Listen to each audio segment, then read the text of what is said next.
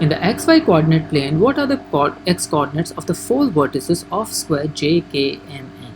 Now the first problem is we don't know that how exactly this square is being formed, whether its sides are parallel to x or y axis, or it's becoming a diamond shape, or what. So let's quickly read the statements first.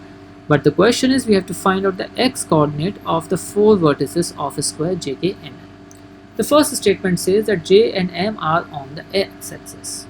Okay, it is JKMN while J and M are on the x-axis. Let's quickly draw the figure. So we have y-axis here, we have x-axis here, and the figure needs to be drawn in such a way that J and M are on x-axis. And these are alternate vertices. That means JM must be forming a diagonal of the square.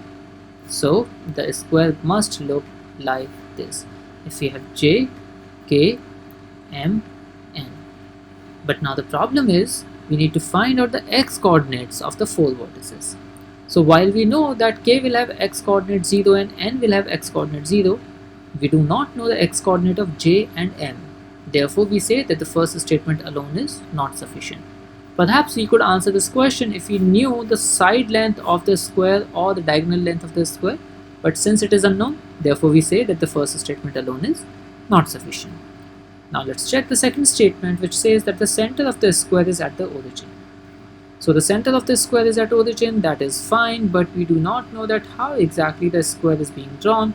For example, I can quickly draw two possibilities here and they will completely discount the possibility of getting an answer using this statement.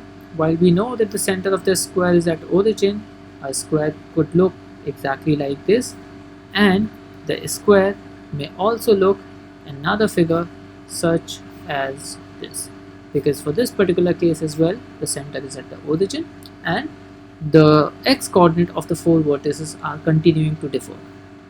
So the second statement alone is definitely not sufficient to answer the question.